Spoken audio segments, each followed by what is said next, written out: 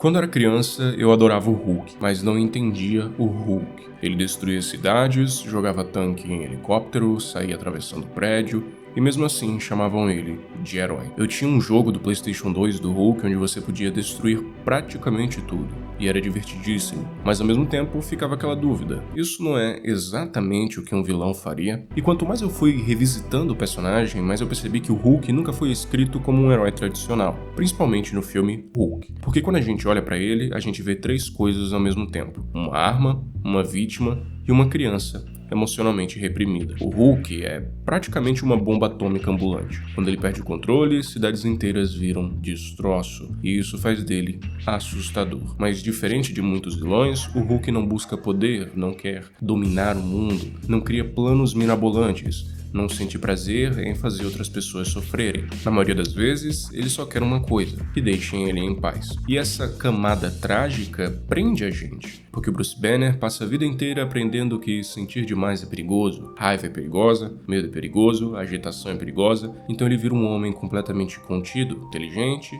frio, fechado, mas é alguém que evita conflito o tempo inteiro, inclusive emocionalmente. Ele já começa o filme incapaz de manter relações saudáveis, sempre distante, sempre tentando se isolar, e isso fica ainda pior quando a origem dele é revelada. Bruce não nasceu normal, ele já carrega dentro dele os experimentos do pai, um homem obcecado pela ideia de controlar a evolução humana, controlar a vida, controlar a força, impedir a morte, controlar tudo. Então quando Bruce sofre o acidente com radiação gama, aquilo não criou algo novo, aquilo libera algo que já estava lá. E é aí que nasce o Hulk, não como um super-herói, mas como uma explosão emocional.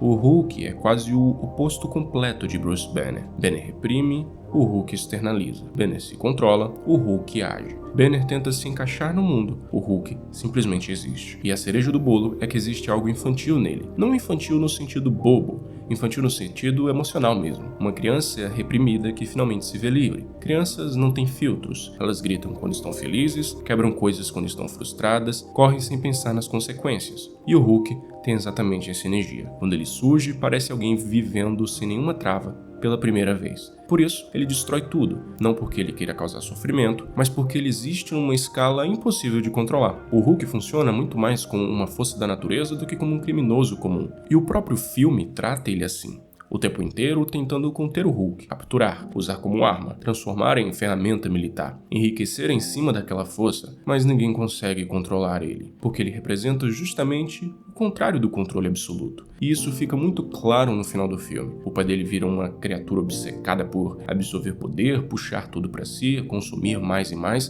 enquanto o Hulk é energia pura, caótica, incontrolável, quase infinita. E no fim, o pai perde justamente porque tenta controlar algo que não pode ser possuído, enquanto o Hulk simplesmente é. Talvez seja exatamente por isso que ele não é tratado como um vilão, porque no fundo o Hulk não representa maldade, ele representa emoção sem limite, dor sem filtro, raiva sem repressão. Uma força tão grande que destrói tudo ao redor mesmo sem querer. No mundo real, ele provavelmente seria tratado como uma catástrofe ambulante, mas dentro da ficção a intenção importa, e o Hulk quase nunca quer destruir pessoas. Ele quer sobreviver, quer fugir, quer parar de sentir dor. Por isso, ele assusta tanto, porque diferente de vários vilões, o Hulk parece humano demais e chama a nossa atenção porque enquanto perdemos tempo tentando ter tudo sob controle, ele mostra que viver já é um ato de liberdade.